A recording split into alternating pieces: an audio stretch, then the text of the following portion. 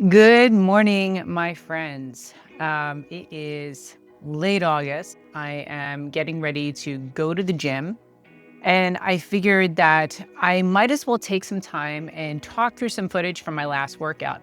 So, my last workout was a glute and hamstring dominant workout. And just for context, I am 53 and a half. And I am in the process of just continuing to try and put on muscle. And if you watched my last video, I also put on about 10 pounds this past year. So I haven't really gone in a deficit yet to try and lose that because I am still a week out of dropping my son off at college, and I'm still eating a meal out a day. It works out to be that way. So there's just no way I'm in a deficit if I'm eating a meal out a day, even if the rest of my food is locked down.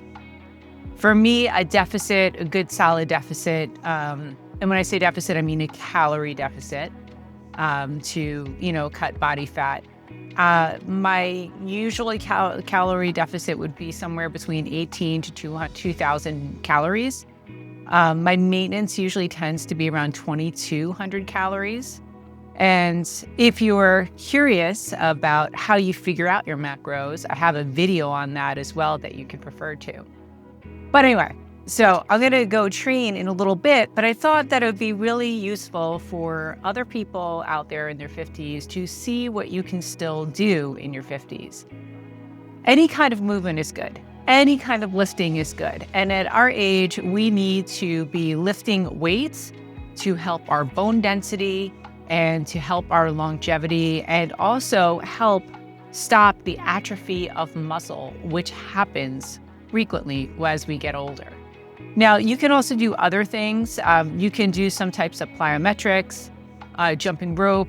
That kind of impact also does help bone density as well. But for me, it's not just about bone density. I want to look good in my clothes. And to look good in my clothes, I need to have muscles that shape my body underneath my skin. So anyway, so this is what we got. My first exercise, which you don't see, my first two exercises of this workout were a leg curl, a seated leg curl. So I'm seated and bringing my legs in. That's designed for my hamstrings. And I was supersetting that with leg abductions. And that's where you push basically panels out with your legs or you pull them in. So abduction is pushing out, adduction is pulling in. So I was just doing a superset of leg curls and leg abductions. And supersetting just means I do those two movements back to back, and then I rest when I finish that circuit. So I was doing leg curls for about 12 reps, and then I would go over to leg abductions. And when I say 12 reps, I'm struggling for that 12th rep. So you want to make sure that it's difficult. Like, you don't want to be thinking, oh, I got like 3 more in me. You want to be feeling like you're close to death at that last rep if you wanted to make a real difference. Most people don't work close to failure, but when you work close to mechanical failure, meaning that you just physically cannot move it, that's where the greatest growth is. And then once I finish those two, that's where these videos kick in, and I'm going to talk through them now. Okay, so the next exercise that I did, and I'm just talking through this here, but you are going to see it on the screen, is I did something called a cable RDL. RDL stands for Romanian deadlift. And it's a deadlift where you're picking something up from the ground, but your legs are slightly bent, and it's designed to make you hinge hard back. So if you look at the video, you can see that I'm pushing my hips back pretty hard. I'm doing my best not to round my back or to bend over. I'm really pushing my hips backward, and that's what's making my torso move forward, not that I am bending over. There's a big difference there. Now, what does the RDL do for you? Well, it's stretching the fibers of the glute. And so there are 3 major muscle groups to the glutes. So you have the glute max, which is the largest swath of muscle that goes basically across your butt. You have the glute minimus, which is across the top, kind of an arc. And then you have the glute mid, which I believe runs under the glute max. I'm pretty sure. And it's sideways. So anyway, this is, I'm going to say, working more the glute max. It is a stretched motion where I'm being pushed, like pushing my hips back, my torso is coming forward.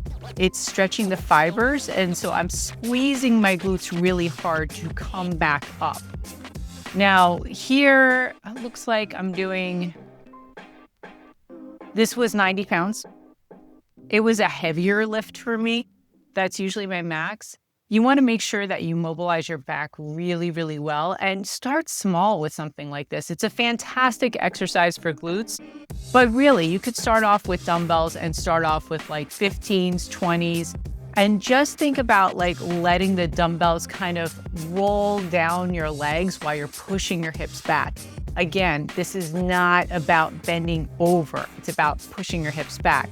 So a good exercise to do is to kind of like stand in front of a wall, about 8 inches in front of a wall, and then push your hips back and your butt back until your butt touches the wall, keeping your back straight. That's a great way to start to learn how to do an RDL. So I have 2 sets of RDLs here. And I'm overall happy with my form here. I definitely think I could have arched a little bit more. I like to arch my back and kind of think about my back going, sweeping back a little bit like that, like pushing my hips towards this seam of the ceiling and the wall behind me is the cue that I use. But this is a fantastic movement for your glutes. Highly recommend. Hip thrusts. So I started off with leg curls and a bit of abductions. By the way, the abductions are going to be hitting more of the glute mid and min. Then I'm going over to RDLs. I did the leg curls as a way to kind of pre-stress my hamstrings before I went to the RDLs. Now I'm going to go to hip thrusts. So hip thrusts, as I'm watching it here, I use a machine at my gym, but I've also used barbells. I've used dumbbells. You can use anything for a hip thrust. It doesn't have to be a lot of weight. Obviously, if you want to build strength, you're going to be adding weight. If you want to build size, you want to add some weight and go for higher reps. But here you can see that I'm trying to keep my chin slightly tucked. One big mistake that people make, you'll see when my form's breaking down, I actually made that mistake, is that when you get tired, sometimes you'll see people throw their head back and like throw their hips up. This is not a throw your hips up kind of movement. This is squeeze the glutes to bring your legs up into a bridge and then hold it for a second. I was tired. I could have done this better. Straight up, I could have done this better. But it's a fantastic exercise. And overall, my goals are, I want a nice set of hamstrings. I want to have nice round glutes. So this is just all part of it. So I started off with my leg curl, went to the RDL. Now I am working on the hip thrust. So let's move on to the next one. Okay, homies. So now we're moving on to my absolute nemesis. Like flat out nemesis, the pendulum squat. Now, I say that jokingly. I am very fortunate that I have a pendulum squat at my gym. It's pretty new. These things are just flat out evil, like evil. And to be 100% transparent with you, I thought I had recorded my full set before, and I didn't. So I'm only down in my program to do 2 sets of these. I'm working out with my daughter, and I did my sets. I thought I recorded one, and I didn't. So I went back and did a few reps just for the sake of doing this video and talking through it with you. The vicious thing about the pendulum squat is that arc. When you come down at the bottom of the pendulum squat, it really hits you hard, I would say, when you're about 35 to 40% through the initial concentric part where you're pushing. The eccentric part would be when you're coming down, like getting the negative. but the concentric part where you're actually contracting into it, I would say like before I'm halfway up, that's when the pendulum squat really hits you hard. It's a great, great machine, but definitely one that challenges me on a regular basis. Okay, so the next exercise that I'm going to be talking to you about is the low placement of my foot on the leg press. Now, I only have one plate on one side of the leg press. This is not my normal working sets of a leg press. This is specifically just for me to have my feet low, close together, which is going to make it much harder and really hit the quads hard. And then I superset this with a stepping back lunge. So you'll see that it looks like on one side I'm doing no weight because I'm not. And then I have a 45-pound plate on the other side of the sled that I'm pushing. The sled itself is 136 pounds. Now, this exercise is specifically to be slightly heels off. And again, it's just to really burn out those quads.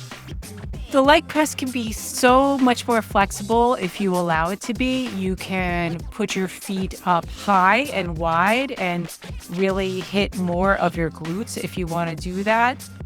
There's a lot of different positions that you could do. I used to do low middle, then a medium height, somewhat shoulder width apart, and then a high wide, and hit varying aspects of my legs. But leg press, especially if you have a great one in your gym, is just a fantastic way to get a nice compound lift in that you do not have to stabilize with your body. The machine actually does that for you. So love the leg press.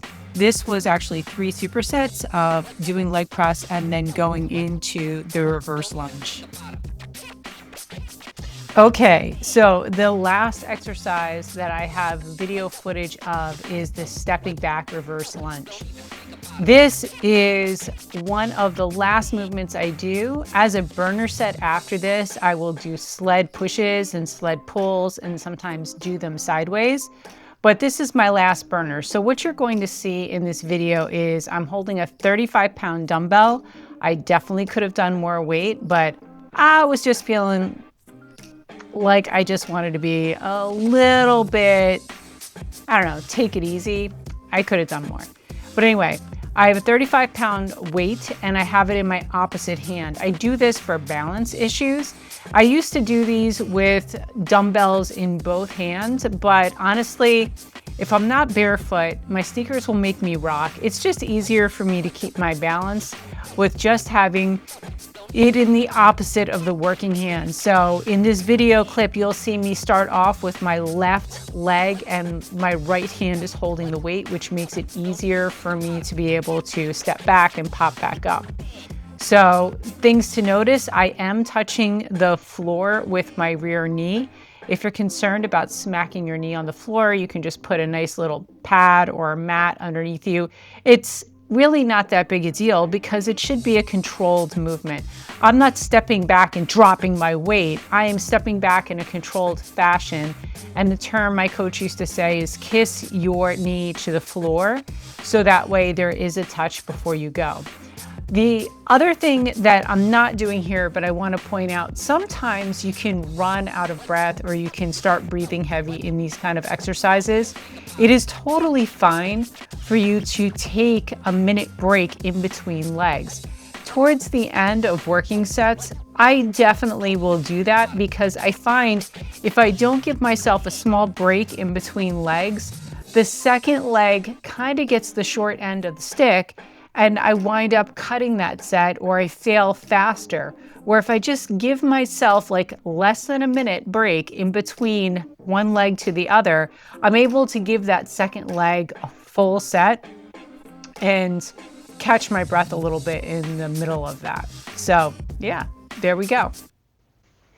So thank you for being with me for my leg 2 training day. So I hit legs usually twice a week. Sometimes 3 times, but right now my program is twice a week. So one day is a hamstring glute dominant day, like this day that you just watched. My next day is going to be more of a quad dominant day, but I try to make sure that I am balanced on both sides.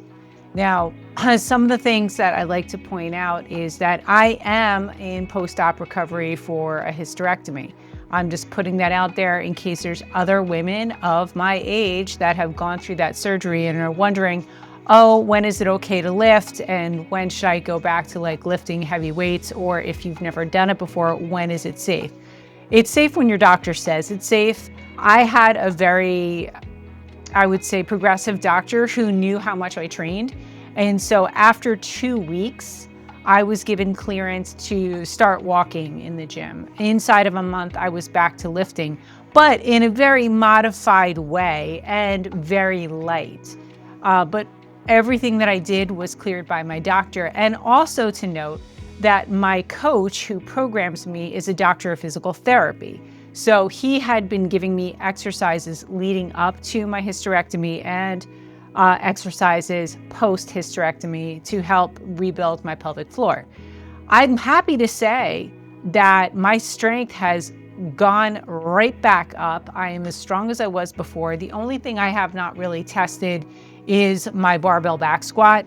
I think I am a little psyched out and I just haven't gotten back up to my standard working weight. The best working weight that I would say I was comfortable at that challenged me was at about 175. I've never broken that 200-pound limit, so I'm looking forward to doing that now. But anyway, so you have my glute and ham dominant training day. I hope you found this helpful. And just because you're midlife doesn't mean you can't train like an athlete. Have a great day, y'all. Bye.